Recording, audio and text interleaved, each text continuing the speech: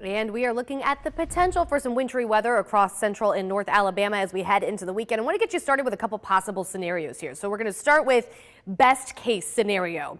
We end up with a cold rain, or we end up with more sleet than freezing rain. That would be the best case scenario for this weekend. That would lead to minor impacts, difficult travel.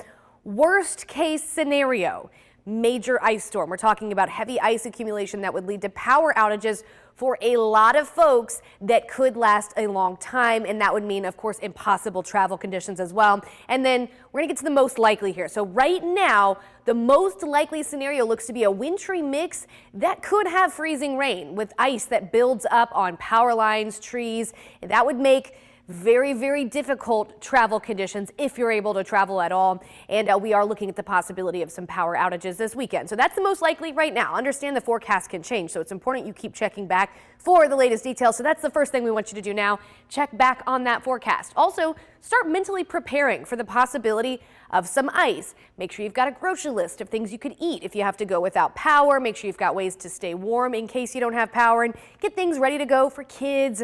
If you don't have your devices and you don't have TV, make sure you've got ways to stay occupied through the weekend. You want to make those lists and make those plans in case you need to put them into action. Next couple of days, we've got rain around at times, but temperatures in the 50s, no trouble here. The trouble starts late Friday into early Saturday, and it looks very likely we are going to have a winter storm across the southern U.S. Where exactly the worst of those impacts happen, that's going to all be determined on how those fine scale details come together, and those will be a lot more clear as we get closer to the event. But right now it looks like freezing rain is our most likely hazard, and we don't like freezing rain. No one wants freezing rain.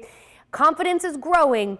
If this scenario happens, what I'm about to show you, this would be a high impact event across central and north Alabama. So let's get that clock moving forward here into early Saturday morning. 3 a.m. we already see some freezing rain falling for central Alabama. We've got some snowflakes falling over north Alabama. So we want your preparations done by Friday night if this scenario happens. Of course, check back between now and then, but should this pan out, we'd want everybody ready to go by Friday night because we start that freezing rain early Saturday and it just continues on throughout the day. And the more you see the pink hanging around, the more time we have for that freezing rain to be building up on power lines and trees, and that can cause trees to come down. That can cause power outages as well.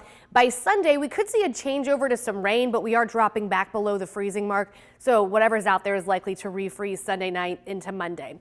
So let's talk ice accumulation. It's been a while since we've had an ice storm here in Alabama. And if the models pan out the way they're looking right now, I want to caution you, we're looking more towards the end of this scale here, the worst side of this scale. So major to extreme impacts with the possibility of that ice building up on trees and on power lines. And we could be talking about power outages for quite a few folks. We talked about that most likely scenario. I do want to show you this model run here, the latest in terms of the ice accumulation. And we're going to time it out for you here. Late Friday into Saturday, it's already starting. So by 6 a.m., we're already starting to see a light glaze over central Alabama. That ice just keeps adding up through the day on Saturday and into Sunday as well. So this is going to be a long duration event where we could have that ice sticking around for some time, I should say. But remember, these forecasts can change. We're looking at global models here.